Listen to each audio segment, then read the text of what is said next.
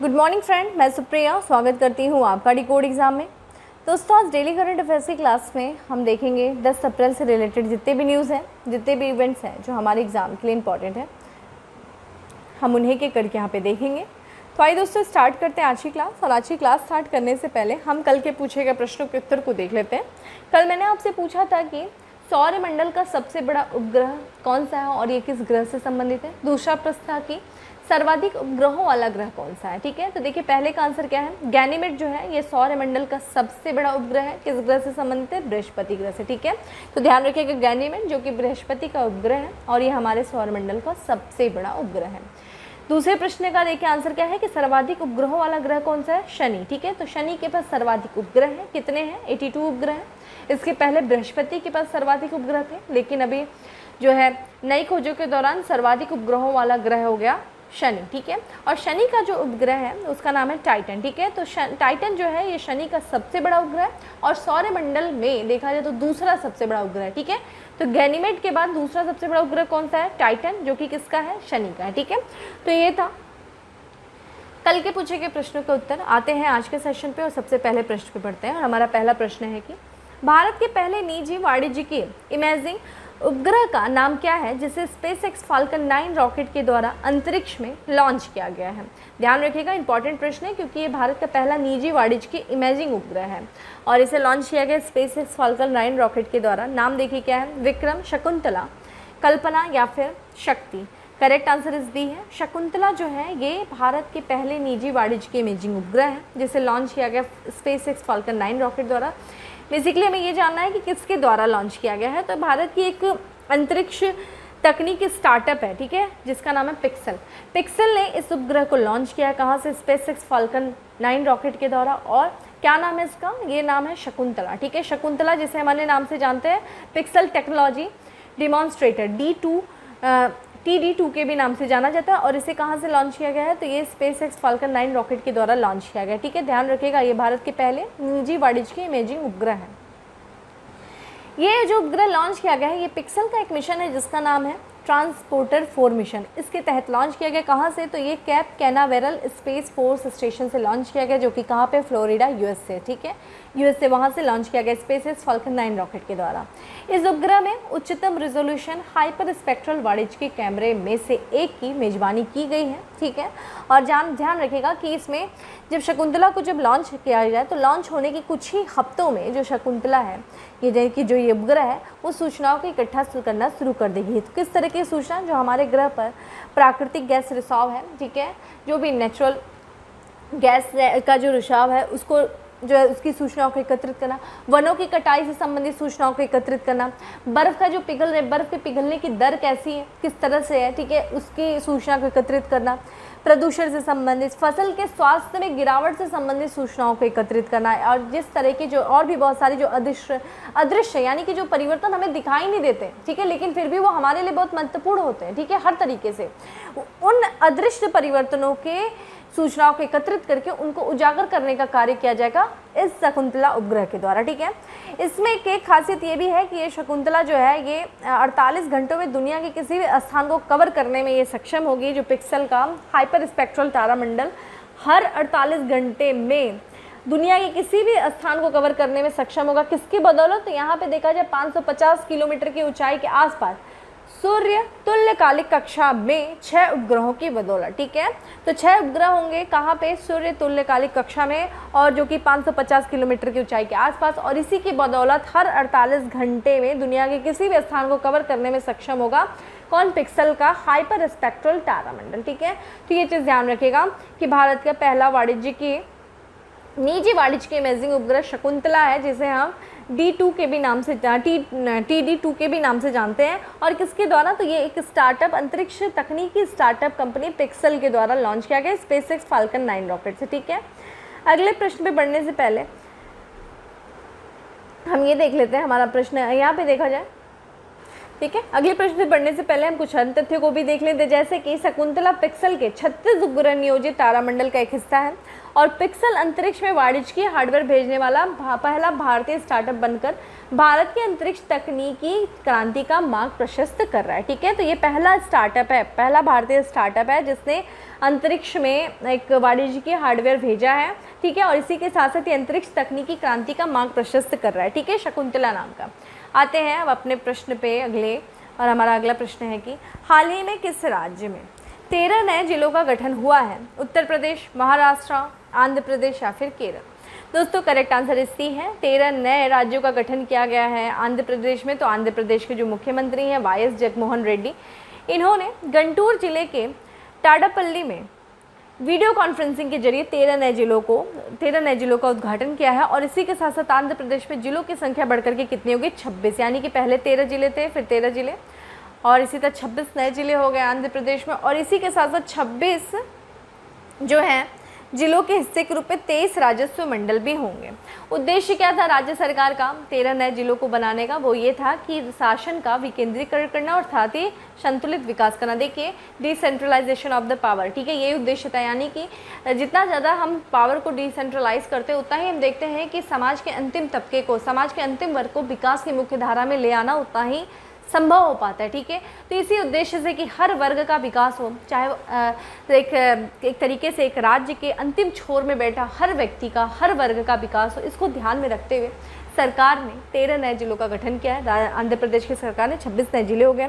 जैसा कि आप इन 13 नए जिलों को देख लीजिए, उनके मुख्यालय, जिसमें से हम 13 जिलों की बात कर लेते हैं, मुख्यालय आप देख लीजिएगा। तो यहाँ पे जो पहला है अल्लूरी सीताराम राजू जिला, अन्नामया जिला, अन्नाकापल्ली, बापटल्ला, एल्लूरू, काकीनाड, कोनासीमा, मान्यम जिला, नंदयाल, एनटीआर जिला, पलनाडु, श्री बालाजी जिला, श्री सत्साई जिला। ये 13 नए जिले हैं। ठीक है, और इनके मुख्यालय आप देख लीजिएगा। आते हैं अगले प्रश्न पे पढ़ें, और उसके पहले हम कुछ अन्य तथ्यों को भी आंध्र प्रदेश से संबंधित देख लेते हैं, जैसे कि आंध्र प्रदेश और आंध्र प्रदेश की थोड़ा लोकेशन देख लेते हैं, और किन किन राज्यों से अपनी सीमा को साझा करता है ये भी देख लेते हैं। आंध्र प्रदेश देखिए दक्षिण भारत का है ये है राज्य, और यहाँ पे आप अगर पूर्वी तट पे देखें तो आंध्र प्रदेश अपनी सीमा, समुद्री सीमा भी साझा कर रहा है, यानी कि बे ऑफ बंगाल से लगा हुआ है। राज्यों की बात करें तो देखा जाए ये उत्तर में उड़ीसा से छत्तीसगढ़ से अपनी सीमा साझा कर रहा है, उत्तर पश्चिमी राज्य में तेलंगाना से, पश्चिमी राज्य में कर्नाटक से, और यहाँ पे जो है तमिलनाडु, दक्षिण में तमिलनाडु से अपनी सीमा साझा कर रहा है। यहाँ पे एक केंद्र शासित प्रदेश पुडुचेरी का भी हिस्सा आंध्र प्रदेश में है या ना? ठीक है, और हमें कमेंट बॉक्स में आंसर करिए कि पुडुचेरी का अन्य भाग जो है वो किन किन राज्यों में है, किन किन नाम से, ये भी बताइए। आते हैं थोड़ा सा आंध्र प्रदेश से संबंधित तथ्य देख लेते हैं। देखिए राजधानी अमरावती है, और अमरावती पहले यहाँ पे हैदराबाद, जो कि तेलंगाना 2014 2 जून 2014 को आंध्र प्रदेश से अलग हो गया था, उसके बाद इसकी राजधानी अमरावती हो गई। यहाँ के जो गवर्नर हैं वो हैं विश्वभूषण हरिश्चंद्र हैं, और यहाँ के मुख्यमंत्री वाई एस जगनमोहन रेड्डी जो हैं वो यहाँ गवर्नर हैं, माफ़ करिएगा मुख्यमंत्री हैं आंध्र प्रदेश के। आंध्र प्रदेश से संबंधित कुछ तथ्य देख लीजिए जो एग्जाम में पूछे गए हैं अक्सर। यहाँ पे लोक नृत्य कौन से, जनजाति कौन कौन सी है? लोक नृत्य देखिए कुचिपुड़ी, कोलट्टम, घंटम डरला, मोहिनी अट्टम, कुम्मी, सिद्धि माधुरी, छद्दा, ये देखिए सब ये लोक नृत्य है। जनजातियाँ देखिए भील, चेंकस, भगत, कमार, कोंडा, ये सारी जो है जनजातियाँ हैं। आते हैं अगले प्रश्न में। अगला प्रश्न है हमारा कि हाल ही में केंद्रीय पर्यावरण मंत्रालय ने किस उद्देश्य से सुभंकर प्रकृति लॉन्च किया है? एकल उपयोग प्लास्टिक प्रबंधन के लिए, यानी कि सिंगल यूज प्लास्टिक के प्रबंधन के लिए, ठोस अपशिष्ट जल प्रबंधन के लिए, वायु प्रदूषण को कम करने के लिए, जल संरक्षण के लिए। करेक्ट आंसर इज ए है। तो ये एकल उपयोग प्लास्टिक जो होती है, जो हम अक्सर एक बार इस्तेमाल करने के बाद फेंक देते हैं, और वो पर्यावरण में नष्ट नहीं होती बल्कि वो इसी तरह घूमती रहती है, और ये पर्यावरण प्रदूषण को बहुत ज़्यादा बढ़ाती है। तो ये सिंगल यूज़ प्लास्टिक के प्रबंधन को, उसको समाप्त या फिर उसके मैनेजमेंट को लेकर के केंद्रीय पर्यावरण मंत्री ने एक शुभंकर लॉन्च किया जिसका नाम है प्रकृति। आइए इसके बारे में देख लेते हैं। तो देखा जाए बेहतर पर्यावरण के लिए दैनिक जीवन में अपनाए जा सकने वाले छोटे छोटे बदलाव के बारे में लोगों को जागरूकता फैलाने के लिए, या लोगों में जागरूकता फैलाने के लिए केंद्रीय पर्यावरण मंत्री भूपेंद्र यादव ने शुभंकर प्रकृति लॉन्च किया। यानी कि जो हम छोटी छोटी चीज़ों को अगर हम बदलाव करें तो उससे बहुत बड़े पैमाने पे बदलाव हो सकता है, किसमें? पर्यावरण से संबंधित। ठीक है, दैनिक जीवन में अक्सर आप सिंगल यूज़ प्लास्टिक को देखते होंगे। आप कहीं मत जाइए, अपने घर के किचन में जाइए, ठीक है, आपको एक थोक भाव से वहाँ पे देखने को मिलेगा। तो अगर हम इन्हीं समय बदलाव करें, जैसे कि हम मार्केट जा रहे हैं, अगर फल लेने, सब्जियाँ लेने, कुछ भी लेने, तो हम वहाँ पे कैरी करने जो कपड़े के बैग होते हैं उनको लेकर के जाएं, ठीक है, वहाँ पे सब्जी वाले से उसी में सारी चीज़ें लेकर के आएँ। तो ऐसे जो छोटे छोटे बदलाव करके हम इन सिंगल यूज़ प्लास्टिक को एक तरीके से पर्यावरण से हटाने में बहुत बड़ा योगदान दे सकते हैं और बहुत बड़ा जो प्रदूषण है सिंगल यूज़ प्लास्टिक के रूप में उसको हम हटा सकते हैं। ठीक है, इसी प्रति जागरूकता फैलाने के लिए सरकार के द्वारा इस शुभंकर प्रकृति को लॉन्च किया गया है। प्रकृति शुभंकर का शुभांकर देखिए क्या है, एकल उपयोग वाले प्लास्टिक को खत्म करने की दिशा में एक और कदम है। प्लास्टिक प्रदूषण की समस्या से निपटने के लिए प्रधानमंत्री जी ने 2022 तक एकल प्लास्टिक उपयोग को समाप्त करने की भारत की प्रतिज्ञा की घोषणा की थी। डेट बताइए कब तक था। और अगर हम भारत के यहाँ पे प्लास्टिक कचरे की बात करें तो भारत जो है वो सालाना लगभग 35 लाख टन प्लास्टिक कचरा उत्पन्न करता है या पैदा कर रहा है, जो कि पारिस्थितिकी तंत्र पर प्रतिकूल प्रभाव डालता है और यह भी वायु प्रदूषण से जुड़ा हुआ है। ठीक है, ध्यान रखिएगा नाज, ये एक तरीके से मृदा प्रदूषण तो होता ही है, ये वायु प्रदूषण भी करता है। प्रश्न पूछा गया है कि प्लास्टिक प्रदूषण से संबंधित कौन कौन से प्रदूषण हो सकते हैं, मृदा प्रदूषण, वायु प्रदूषण। ठीक है, ये बहुत इंपॉर्टेंट है।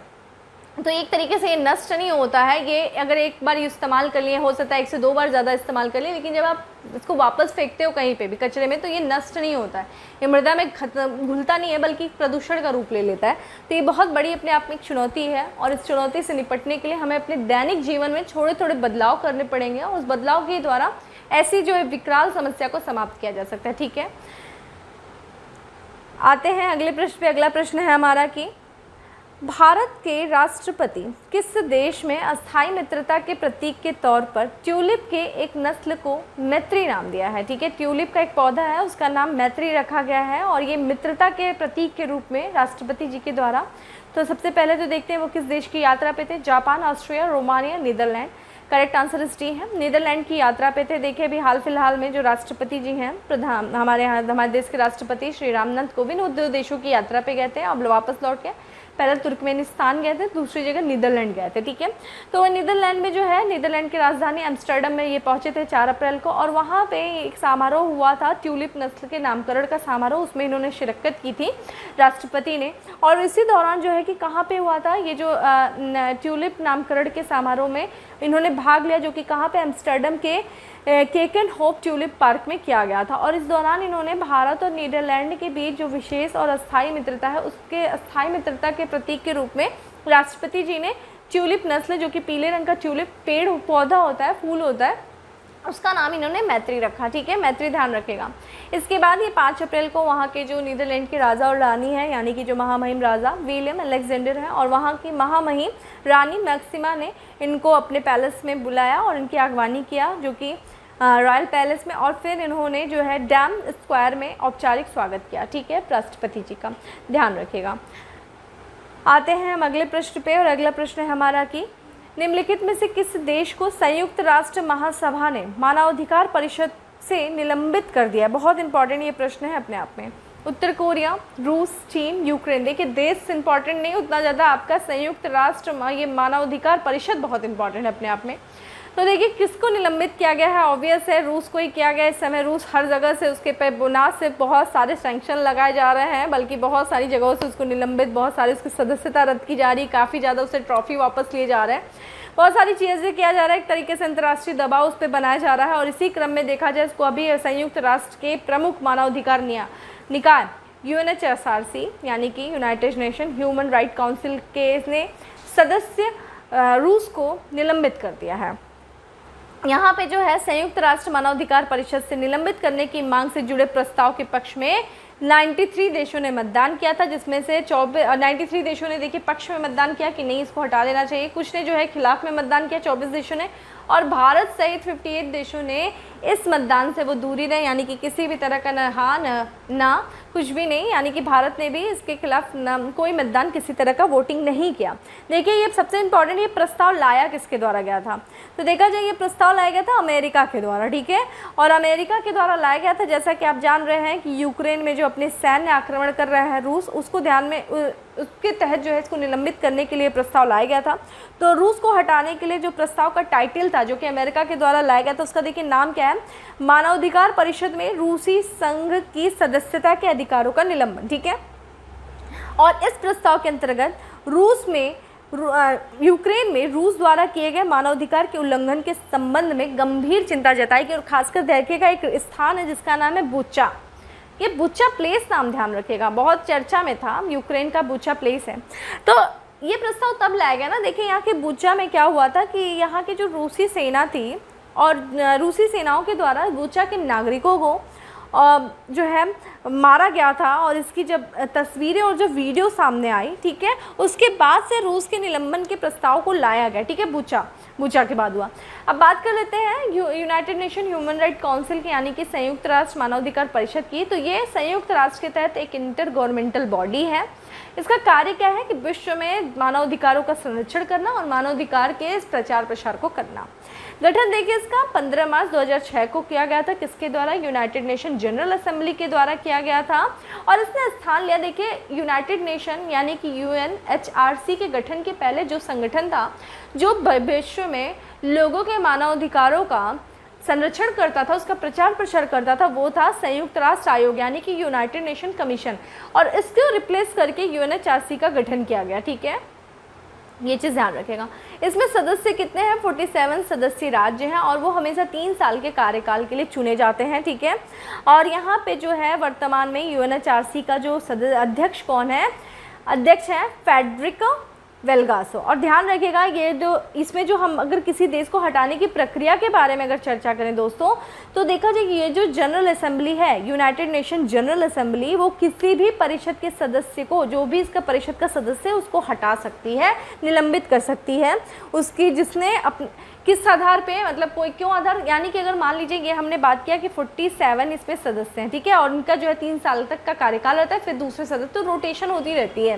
तो अगर किसी की सदस्यता है, ठीक है, और सदस्यता अवधि के दौरान अगर उस देश ने मानवाधिकार का उल्लंघन किया है, तो उस आधार पे यूनाइटेड नेशन जनरल असेंबली उसकी सदस्यता को निलंबित कर सकती है। और ध्यान रखिएगा किसी भी सदस्य को निलंबित करने के लिए महासभा द्वारा 2/3 बहुमत की आवश्यकता होती है, ठीक है। तो 2/3 जो है बहुमत होना चाहिए महासभा में, तभी किसी सदस्य को निलंबित किया जा सकता है। तो यही वोटिंग हुई है, ठीक है, जिसमें से 93 देशों ने मतदान किया था, तो इस आधार पर रूस को निलंबित कर दिया गया, ठीक है।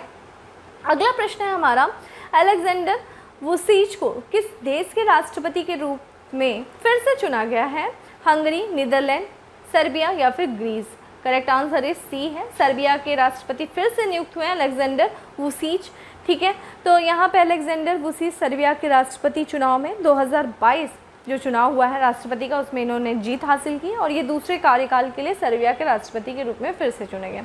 इनकी पार्टी का नाम देखिए क्या है? सर्बियाई प्रगतिशील पार्टी, इससे ये संबंधित है। और वहाँ पे ना एक पोल स्टार संगठन है, उसने पहले ही भविष्यवाणी कर दी थी कि वुसिक की जीत होगी, जिसमें से देखा जाए सीसीड है और आइपोसोस ये करके जो संगठन है, इन्होंने भविष्यवाणी की थी कि अलेक्जेंडर वुसिक की ही इस चुनाव में जीत होगी। आइए सर्बिया के बारे में देख लेते हैं। सर्बिया जो कि यूरोप में स्थित एक कंट्री है, ठीक है, बाल्कन कंट्री है। और यहाँ पे देखा जाए तो सर्बिया का आप लोकेशन देख रहे हैं, पूरी तरीके से लैंडलॉक्ड है। और यहाँ पे जिसके देखा जाए तो ये किन किन देशों से अपनी सीमा को साझा करे, तो यहाँ पे देखिए रोमानिया से, हंगरी से, क्रोएशिया से, बोस्निया से, ठीक है, माउंटेनेग्रो से, कोसोवो से, ठीक है, साथ ही साथ देखा जाए तो नॉर्थ मैसेडोनिया और बुल्गारिया, ठीक है। ये क्या है कि ये इसे सीमा साझा कर रहा है। अच्छा बताइए, नॉर्थ मैसेडोनिया हम लोग कुछ समय चर्चा में कर रहे थे, ठीक है। चलिए आप मुझे कमेंट में बताइए कि नॉर्थ मैसेडोनिया क्यों था? उत्तरी मैसेडोनिया यानी कि ये नाटो का सदस्य बना है, ठीक है, नया सदस्य बना है, 30वां सदस्य, ठीक है। नॉर्थ मैसेडोनिया सीमा देखिए किससे किससे साझा करे, सब ध्यान रखिएगा। नाटो बहुत चर्चा में है, नाटो के बारे में अच्छे से पढ़ लीजिए, ठीक है। और यहाँ पे जो सर्बिया, जिसकी राजधानी देखिए बेलग्रेड है, यहाँ की मुद्रा सर्बियाई दिनार है। और प्रधानमंत्री यहाँ के कौन है? एना ब्रॉन्विक जो है वो यहाँ के प्रधानमंत्री। कमेंट बॉक्स में आंसर करिए कि सर्बिया क्या नाटो का सदस्य है, ठीक है, क्या सर्बिया है नाटो का सदस्य? नॉर्थ मैसेडोनिया तो है, सर्बिया के बारे में बताइए। अगला प्रश्न है हमारा कि हाल ही में किस राज्य में गणगौर पर्व मनाया गया? गुजरात, महाराष्ट्र, उड़ीसा या फिर Rajasthan? Correct answer is D है, राजस्थान में मनाया गया है गणगौर पर्व। तो ये राजस्थान में गणगौर पर्व पारंपरिक श्रद्धा उल्लास के साथ मनाया गया है। ये पर्व पूरे मार्च और अप्रैल तक चला है और इस पर्व के दौरान जो है महिलाएं जो है वो इस गौर यानी कि जो शिव हैं और उनकी पत्नी गौरी की पूजा करते हैं, ठीक है। इस त्यौहार फसल, वसंत, प्रसव और वैवाहिक निष्ठा का जश्न मनाती है, ठीक है। इसके अलावा देखिए राजस्थान के भी अलावा अन्य राज्यों में भी देखा जाए ये पर्व मनाया जाता है। कहाँ पे? मध्य प्रदेश में भी, गुजरात और पश्चिम बंगाल के कुछ हिस्सों में से मनाया जाता है। राजस्थान की दोस्तों बात कर लेते हैं। ये देख लीजिए आप, राजस्थान है जिसका देखा जाए एक अंतर्राष्ट्रीय सीमा है और बाकी राज्यों से लगती है। तो अंतर्राष्ट्रीय सीमा चूँकि पाकिस्तान से लग रही है। उत्तर में देखा जाए राजस्थान के तो पंजाब स्थित है, और फिर हरियाणा, उत्तर प्रदेश से इसकी सीमा लग रही है, फिर मध्य प्रदेश से, और फिर यहाँ पे गुजरात से इसकी सीमा लग रही है। राजस्थान की राजधानी जयपुर है। कमेंट बॉक्स में आंसर करिए, जयपुर को किसने बसाया था। ठीक है। राज्यपाल यहाँ के कलराज मिश्र है, और यहाँ के मुख्यमंत्री देखा जाए अशोक गहलोत यहाँ के मुख्यमंत्री हैं। ठीक है।